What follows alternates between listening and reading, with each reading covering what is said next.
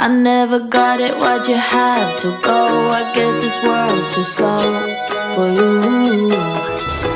I think there's beauty in the gray, the cold, but you just want the gold.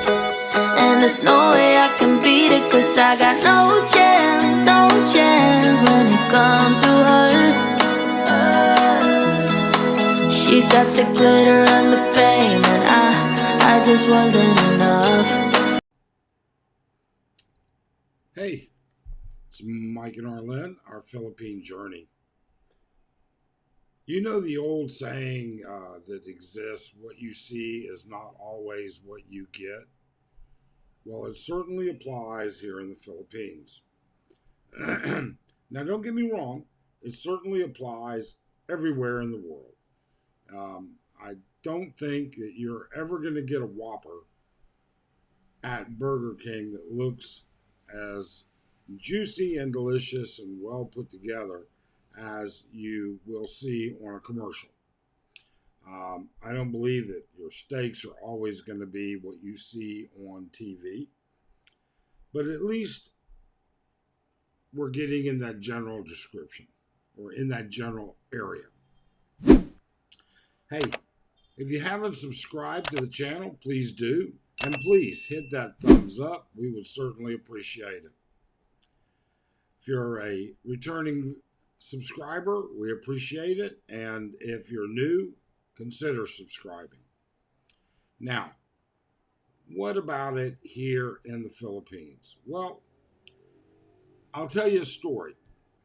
It's not that it's intentional. They just don't know it. And when it comes to meat, okay, for those of you that are going to retire here, hopefully you're going to learn to cook, or you already know. You should recognize that buying cuts of meat is not as simple as it seems.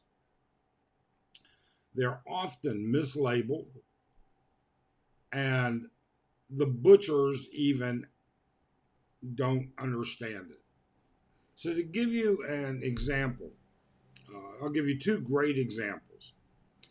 I have a friend who, he and his wife own a family home down in the province, and they own a condo here.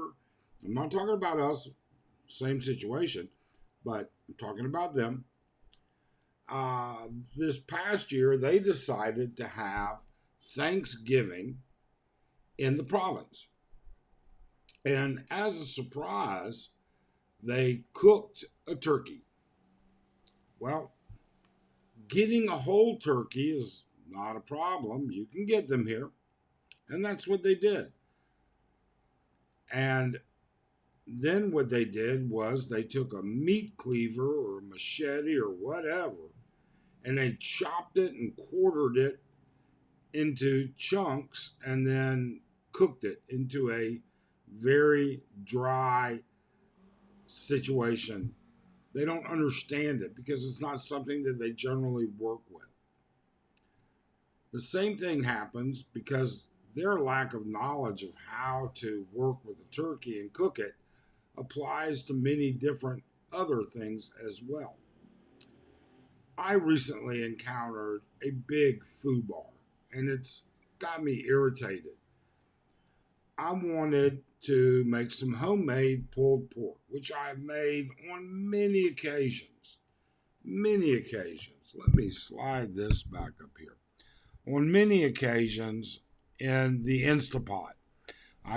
We can't put a smoker in on our balcony, but that's what I wanted to do. Now, to do that, you typically, for pulled pork, you will use a pork shoulder, okay? The midsection of the pork shoulder, or you will use a Boston butt. Same thing. My wife went to the store and she bought a pork shoulder. Well, I knew immediately. In fact, I have a video and I'm not even going to post it because it's so obvious. I know immediately when I started cutting it up that this is not a pork shoulder. In actuality, the more I looked at it and went back, it's a pork shank. A pork shoulder should be marbled. It should be full of fat. That's part of what breaks down in the cooking, the slow cooking process. That's what keeps the meat nice and juicy and tender. To make a long story short, my pulled pork, although it was pullable, um, it was not ideal. Edible, put enough barbecue sauce on something and it'll be edible. But my point with this is what you see is not always what you get. And that applies to people, and it applies to goods and even services. And this is something you have to learn patience.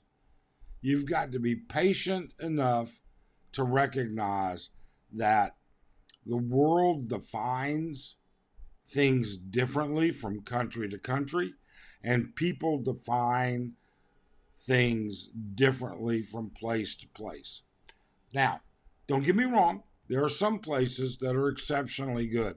There's a place here in town, RBI, who absolutely does make excellent um, beef and pork and chicken dishes. And the guy that started it, although he's no longer there, he had it for years, was a world class, award winning chef. And his traditions have been taken down.